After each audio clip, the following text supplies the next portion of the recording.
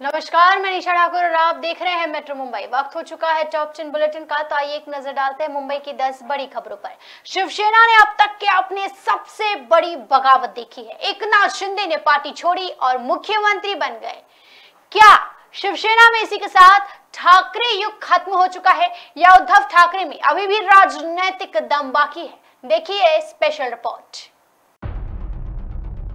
56 साल पुरानी शिवसेना में क्या खत्म हो गया है ठाकरे का युग, या अभी भी उद्धव में राजनीतिक दम है बाकी? शिवसेना इस समय सुप्रीम कोर्ट में अपने अस्तित्व की लड़ाई लड़ने के लिए पहुंच चुकी है। महाराष्ट्र की ये पार्टी इस समय 2 गुटों में बटी है। एक की कमान अभी भी महाराष्ट्र के पूर्व मुख्यमंत्री और पार्टी के संस्थापक बाल ठाकरे के बेटे उद्धव ठाकरे के हाथों में है, लेकिन शिवसेना के ज्यादातर विधायक और सांसद मौजूदा मुख्यमंत्री एकनाथ शिंदे के साथ जा चुके हैं। ऐसे में सवाल ये है कि उद्धव ठाकरे में क्या अपने पिता की राजनीतिक विरासत बचाए रखने का हौसला अभी भी बचा हुआ है, या उनके पिता के चेले शिंदे ने उन्हें शिवसेना की सियासी विरासत में हमेशा के लिए पैदल कर दिया है। अब इस बात का कोई दो राय नहीं है कि महाराष्ट्र के पूर्व मुख्यमंत्री उद्धव ठाकरे ने पार्टी के एमएलए और लोकसभा सांसदों पर से अपना कंट्रोल खो दिया है। लेकिन राजनीतिक के कुछ जानकारों की माने तो इतने भर से यह मान लेना कि ठाकरे परिवार की विरासत खत्म हो रही है तो ये जल्दबाजी होगी। पिछले महीने शिवसेना का विधायक दल टूटा और मंगलवार को उद्धव गुट को तब बड़ा झटका लगा जब पार्टी ने 19 लोकसभा सांसदों में से 12 एकनाथ शिंदे की ओर शिफ्ट कर गए। मुंबई से सटे थाना जिला शिवसेना का गढ़ रहा है, लेकिन यहाँ भी पार्टी के कई जमीनी कार्यकर्ता मुख्यमंत्री शिंदे के साथ जा चुके हैं। शिवसेना में ऐसी स्थिति क्यों पैदा हुई?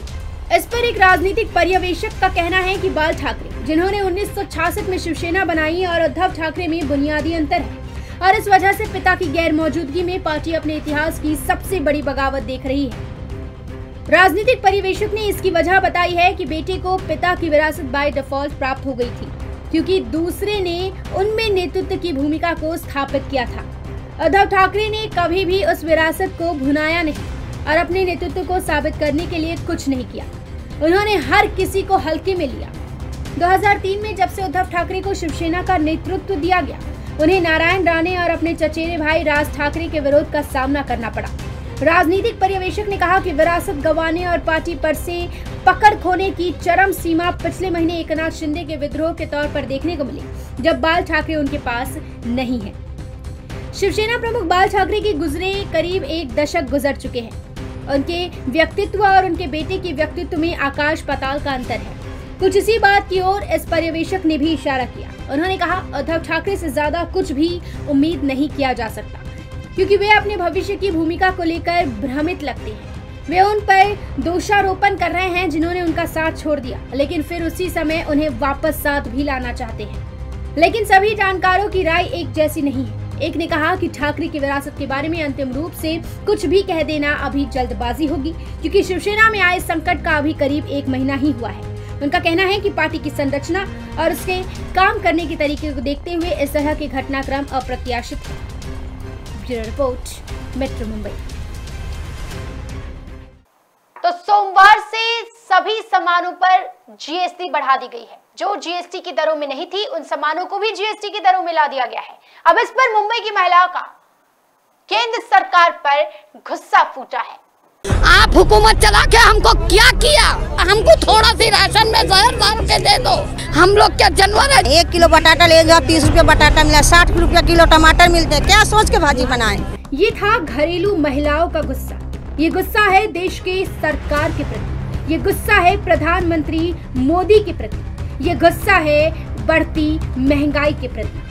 दरअसल दाल, चावल, अनाज, दही, लस्सी से लेकर अस्पतालों में इलाज के लिए अब लोगों को अधिक पैसे चुकाने पड़ेंगे। जरूरत की तमाम वस्तुओं पर सरकार ने जीएसटी की दरें बढ़ा दी है, जिससे आम आदमी का जीना दुश्वार हो गया है। सरकार ने कई वस्तुओं को पहली बार जीएसटी के दायरे में लाया है। महंगाई की कसावट ने गुड़, शहद, दही, लस्सी की मिठास कम कर दी है। दाल, चावल, अनाज से अस्पतालों के इलाज तक को महंगाई की नई खेप में नहीं छोड़ा है। ब्लेड, पेपर, कैंची, पेंसिल, शार्पनर, चम्मच भी इसके शिकंजे में। सोमवार से सभी की कीमतें 5 से 18% तक बढ़ गई है।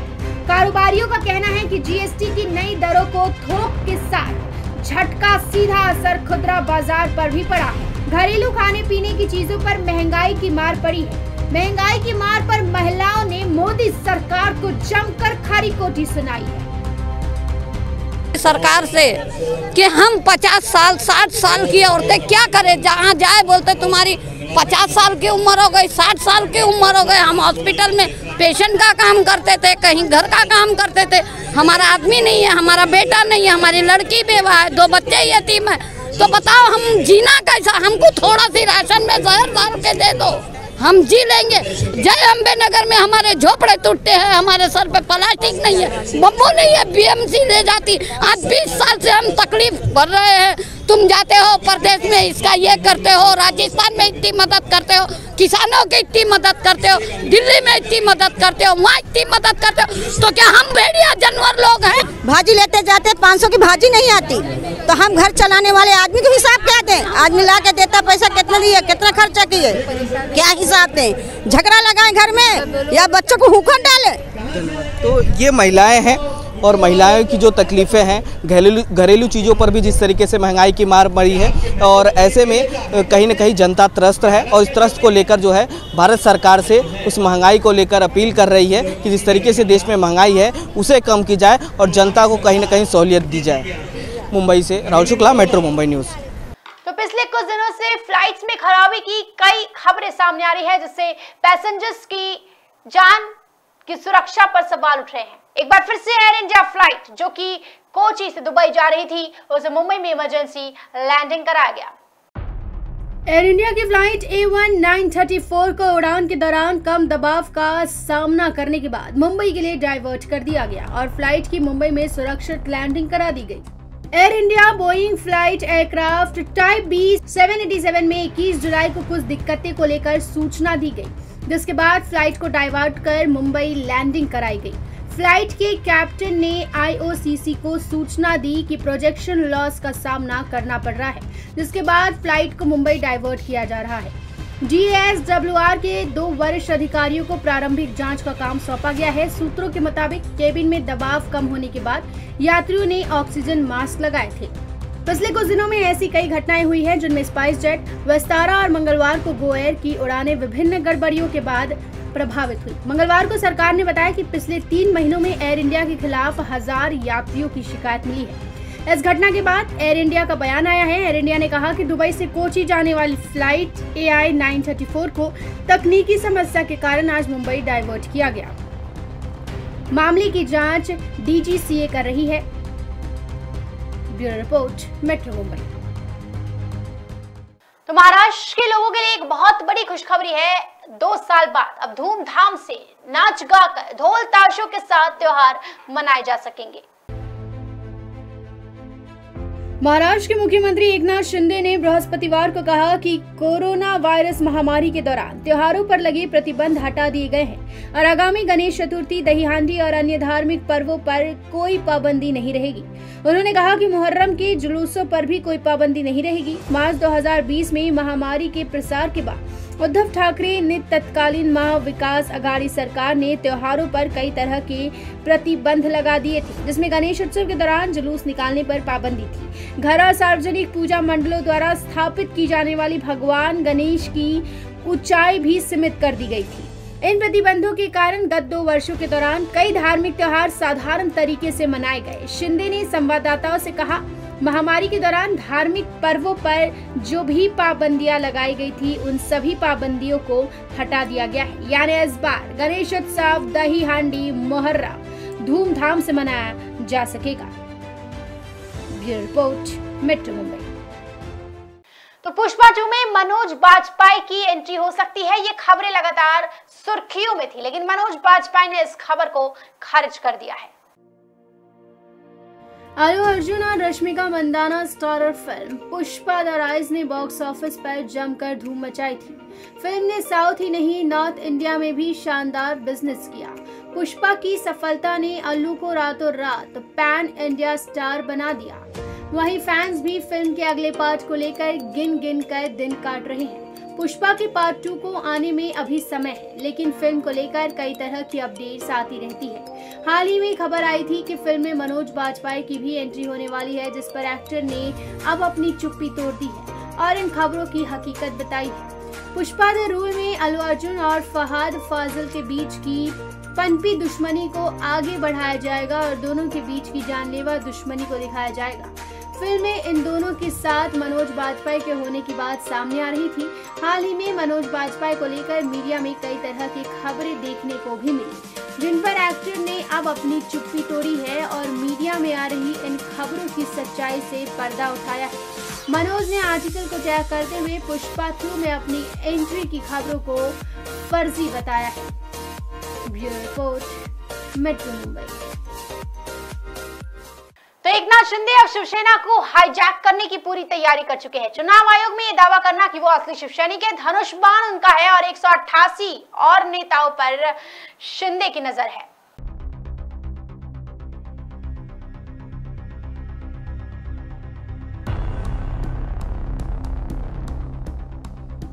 महाराष्ट्र की सियासत में उद्धव ठाकरे बनाम शिवसेना की जंग दिन ब दिन बढ़ती जा रही है।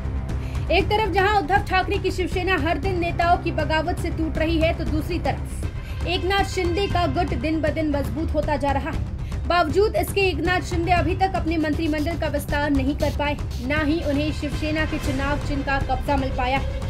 इसके अलावा शिंदे गुट में भी बगावत होने के आसार शिवसेना द्वारा जताया गया है। ऐसे में अब एकनाथ शिंदे पूरी तरह शिवसेना को हाईजैक करने के मूड में नजर आ रहे हैं। दरअसल एकनाथ शिंदे ने बुधवार को केंद्रीय चुनाव आयोग को एक पत्र भेजा, जिसमें उन्होंने ये मांग की कि उनके संगठन को असली शिवसेना के रूप में मान्यता दी जाए। इसके अलावा शिवसेना का चुनाव चिन्ह धनुष बाण भी उन्हें दे दिया जाए। महाराष्ट्र के मुख्यमंत्री एकनाथ शिंदे की नजर अब प्रतिनिधि सभा पर है। शिवसेना पार्टी में सबसे मजबूत माने जाने वाली प्रतिनिधि सभा में 282 सदस्य हैं। अब इन सदस्यों की 2/3 संख्या यानी 188 सदस्यों को तोड़ने की तैयारी में शिंदे जुटे हुए हैं। यदि वो इस मिशन में कामयाब हो जाते हैं तो शिवसेना और उद्धव ठाकरे की मुश्किलें बढ़ना तय माना जा रहा है। सिर्फ सांसद और विधायक के बंटवारे का मतलब पार्टी में बंटवारा नहीं होता। दल बदल कानून के मुताबिक इसके लिए संगठन में भी विभाजन का होना जरूरी है। ऐसे में अगर एकनाथ शिंदे प्रतिनिधि सभा के 188 सदस्यों का समर्थन हासिल कर लेते हैं, तो ये पूरी पार्टी में विभाजन के दावे को और भी मजबूत करेगा, जिसके बाद शिंदे अपनी योजनाओं के मुताबिक शिवसेना पर आसानी से नियंत्रण पा सकते हैं। हालांकि शिवसेना भी इस बात से अनजान नहीं है। इस खतरे को भांपते हुए उद्धव ठाकरे और आदित्य ठाकरे ने संगठन को फिर से मजबूत करने की कवायद भी शुरू कर दी। शिवसेना के संविधान में पार्टी प्रमुख को लेकर शाखा प्रमुख तक कुल 13 अलग अलग पद हैं, जिसमें विधायक, सांसद, जिला प्रमुख, जिला संपर्क प्रमुख और विभाग अध्यक्ष मिलाकर एक प्रतिनिधि सभा का हिस्सा होते हैं। इस प्रतिनिधि सभा में 282 सदस्य होते हैं। वहीं राष्ट्रीय कार्यकारिणी में कुल 14 सदस्यों में से 9 सदस्यों को निर्वाचित होने का अधिकार है, जबकि 5 सीटों के सदस्यों का चयन पार्टी प्रमुख द्वारा किया जाता है। Bureau report, metro Mumbai. खबरों का शहंशाह मुंबई बोले तो मेट्रो मुंबई। तो एयरपोर्ट के बाहर आखिर आवाजाही इतनी ज्यादा क्यों बढ़ गई है? मुंबई एयरपोर्ट के बाहर आखिर ट्रैफिक इतनी ज्यादा क्यों बढ़ गई है? देखिए मेट्रो मुंबई के स्पेशल रिपोर्ट में। मुंबई एयरपोर्ट के बाहर ट्रैफिक की समस्या काफी ज्यादा बढ़ गई है। जितना समय हमें फ्लाइट में लगता है, उससे कई ज्यादा समय मुंबई एयरपोर्ट से अपने घर पहुंचने में लग जाता है और इस समस्या से सब परेशान हैं। आप भी होंगे। दरअसल कोरोना काल में हवाई यात्रा पर प्रतिबंध लगा दिया गया था, लेकिन कोविड के बाद हवाई यात्रा में काफी उछाल दिखाई दे रहा है। कोविड के बाद भीड़ से बचने के लिए ज्यादातर यात्री अपनी सुविधा और सुरक्षा को देखते हुए हवाई यात्रा से ज्यादातर सफर करते दिखाई देते हैं। इसी वजह से लगभग 132% हवाई यात्रा में बढ़ोतरी के साथ ट्रैफिक की समस्या भी उतने ही मात्रा में बढ़ती दिखाई दे रही है।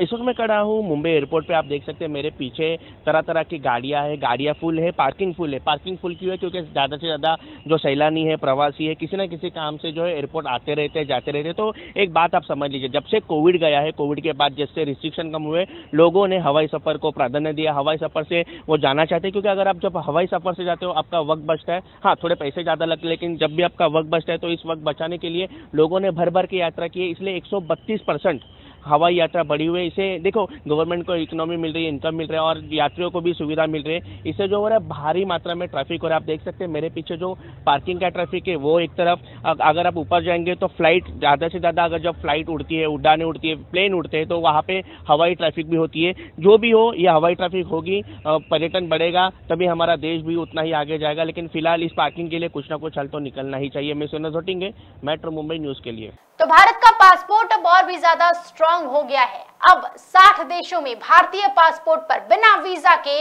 आप सफर कर सकते हैं। अब इंडियन पासपोर्ट पर भारतीय 60 से ज्यादा देशों में घूम सकते हैं, वो भी बिना वीजा के, यानी वीजा ऑफिस के चक्कर काटने का झंझट खत्म। हर एक आदमी का सपना होता है कि वो पूरी जिंदगी में कम से कम एक बार तो विदेश जाने का सपना पूरा कर सके, लेकिन अधूरी जानकारी और विभिन्न दस्तावेजों के उलझन की वजह से एक आम आदमी का सपना ही रह जाता है। लेकिन अब आम आदमी का ये सपना पूरा हो सकता है, क्योंकि अब भारतीय पासपोर्ट के आधार पर आप विश्व के 60 देशों का सफर कर सकते हैं, वो भी बिना वीजा के। ग्लोबल पासपोर्ट रैंकिंग चार्ट द्वारा 199 देशों की सूची जारी की गई है। उसमें भारतीय पासपोर्ट में आप विश्व के 60 देशों का सफर बिना किसी वीजा के कर सकते हैं। इस सूची में जापान पहले, सिंगापुर और साउथ कोरिया का पासपोर्ट सबसे ज्यादा ताकतवर, यानी 192 देशों में वीजा ऑन अराइवल की सुविधा देता है। तो भारतीय पासपोर्ट द्वारा आप Thailand, Maldives, Indonesia, Sri Lanka, Africa के 21 और यूरोप के 2 देशों में घूम सकते हैं। अब भारत के पासपोर्ट से विदेश यात्रा करने वाले हर एक सैलानी के लिए बड़ी खबर है, खुश खबर कहेंगे इसे, कि देखिए ग्लोबल पासपोर्ट रैंकिंग एक चार्ट होता है जिसमें सामने आई एक सूची जारी की है, जिसमें 199 देशों में से भारत का जो रैंक है आगे इंप्रूव हुआ है। देखिए, अब भारत के पासपोर्ट पे आप 60 से ज़्यादा देशों पे घूम सकते हैं वीज़ा ऑन अराइवल, या यूँ कहे तो फ्री वीज़ा में। देखिए, ये वीज़ा ऑन अराइवल क्या होता है, तो पहले तो आप समझ लीजिए पासपोर्ट क्या होता है और वीज़ा क्या होता है। पासपोर्ट आपका भारतीय दस्तावेज, आप विश्व के किसी भी देश में अगर जाएंगे तो पासपोर्ट आपका दस्तावेज जो बताता है कि आप भारत के नागरिक हो। तो वीज़ा क्या होता है, वीज़ा एक ऐसा दस्तावेज जो बताता है आप घूमने के लिए जा रहे हो या आप काम से जा रहे हो, तो ये बताने के लिए उस देश में आपको बताना होता है कि आप किस काम से हो, इसे कहते हैं वीज़ा। तो भारत में अब अभी भारत के पासपोर्ट द्वारा आप 60 अलग देशों में जा सकते हैं, जिसमें थाईलैंड है, जिसमें मालदीव है, जिसमें श्रीलंका है। ऐसे देश जहाँ पे आप घूमने जा सकते हो बिना किसी वीज़ा के, मतलब जो वीज़ा का चार्ज लगता है वो इसके बाद आपको नहीं लगेगा। इसमें यूरोप के भी 2 देश शामिल है, तो ये खुशी की बात है। और जितना आपका पासपोर्ट अच्छा होता है उतनी ही आपकी रैंकिंग इंप्रूव होती है, जैसे जापान, सिंगापुर और साउथ कोरिया, ये 3 देश ऐसे जिनकी रैंकिंग बहुत अच्छा है। इन रैंकिंग की वजह से इन पासपोर्ट पे आप 190 से ज्यादा देश घूम सकते हो। मैं सुना जोटिंगे, मेट्रो मुंबई न्यूज के लिए। तो एसएस राजामौली की फिल्म RRR पर बहुत बड़ा आरोप लगा है। ब्रिटिश प्रोफेसर ने क्या आरोप लगाया है, जानने के लिए देखिए यह रिपोर्ट। रामचरण, जूनियर NTR और आलिया भट्ट अभिनीत एसएस राजामौली की RRR बॉक्स ऑफिस पर किसी जले की तरह आई और पुराने सभी रिकॉर्ड्स बहा कर ले गई। दुनिया भर में इस फिल्म को काफी बेहतरीन रिव्यू मिले। इस धमाकेदार एक्शन मसाला फिल्म में ब्रिटिश शासन के दौरान हुए अन्याय को दिखाया है। ऐसी कहानी ने लोगों के दिलों को छू लिया और अब लगता है कि यही बात अंग्रेजी को पसंद नहीं आई। 200 साल जिन लोगों ने भारतीयों पर जुल्म और अत्याचार किया, वो अब हमें फिल्म को लेकर पाठ पढ़ा रहे हैं। ब्रिटिश मूल के इतिहासकार रॉबर्ट टॉम्स RRR की पॉपुलैरिटी से ज्यादा खुश नहीं है। कैम्ब्रिज विश्वविद्यालय में फ्रांसीसी इतिहास के प्रोफेसर रॉबर्ट टॉम्स ने हाल ही में द स्पेक्टर के लिए एक लेख लिखा था, जिसमें उन्होंने भारत में अपने शासनकाल के दौरान अंग्रेजों के चित्रण के लिए एसएस राजामौली की फिल्म RRR को नकार दिया। भारतीयों पर किए गए जुल्म को इस प्रोफेसर ने नकार दिया और फिल्म में दिखाए गए दृश्यों को बुरा और मूर्खतापूर्ण भी बताया। द स्पेक्टेटर पर फ्रांसीसी इतिहास के प्रोफेसर रॉबर्ट टॉम्स ने RRR का रिव्यू करते हुए लिखा, हमने पिछले कुछ शताब्दियों में दुनिया में इतनी महत्वपूर्ण भूमिका निभाई है और हमने दोस्तों के साथ साथ काफी दुश्मन भी कमाए। कई राष्ट्रवादी मिथकों में हमें खलनायक की भूमिका में कास्ट कियर दिखाया जाता है। ऐसा करके कई देश खुद की झूठी वीरतापूर्ण कहानियां गढ़ते हैं। रॉबर्ट टॉम्स की RRR की समीक्षा के अन्य एक पैराग्राफ में पढ़ा गया कि RRR प्रतिक्रियावादी और हिंसक हिंदू राष्ट्रवाद को बढ़ावा देता है।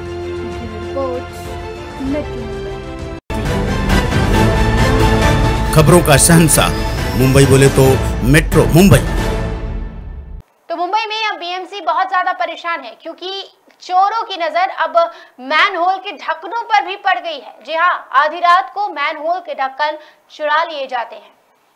मुंबई में मैनहोल के ढक्कन चोरी की घटनाएं लगातार बढ़ रही हैं। पुलिस ने अब तक मैनहोल ढक्कन चोरी होने की 200 से ज्यादा शिकायतें दर्ज की है। मुंबई से हैरान कर देने वाली खबर ये सामने आई है। दरअसल यहाँ चोर शहरों में लगे मैनहोल के ढक्कनों को भी नहीं छोड़ रहे हैं। आपको बता दें कि इस साल मॉनसून की सीजन में मैनहोल के कवर चोरी होने के मामलों में काफी इजाफा हुआ है।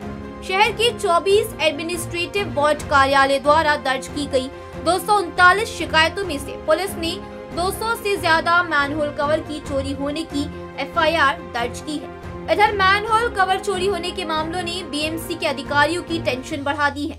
दरअसल BMC इस बात को लेकर चिंतित है कि भारी बारिश के दौरान जल भराव होने पर लोग सड़कों पर खुले मैनहोल में गिर सकते हैं और दुर्घटना का शिकार हो सकते हैं। रिपोर्ट के मुताबिक G नॉर्थ वार्ड में सबसे ज्यादा मैनहोल के ढक्कन गायब होने की 114 घटनाएं सामने आई हैं, जिनमें से पुलिस ने 34 मामलों में FIR दर्ज की। चोरी उलझे रोड, सेनापति बापट मार्ग, एक वैद्य मार्ग और माहिम से सटे माइकल स्कूल के पास भी दर्ज की गई। वहीं दूसरी ओर दक्षिण मुंबई के वार्ड A, B, C और D में सबसे कम चोरी के मामले दर्ज किए गए। एक अधिकारी के मुताबिक ड्रग पेडलर्स और ड्रग एडिक्ट्स ही मैनहोल के ढक्कन चोरी करने की घटना को अंजाम दे रहे हैं, क्योंकि उन्हें इसके लिए अच्छी कीमत मिलती है। इसे ऑटो रिक्शा या वैन जैसे छोटे वाहन का उपयोग करके किया जाता है। ये गिरोह 1 बजे से 4 बजे के बीच काम करते हैं और चुंबक की मदद से मैनहोल कवर खींचते हैं।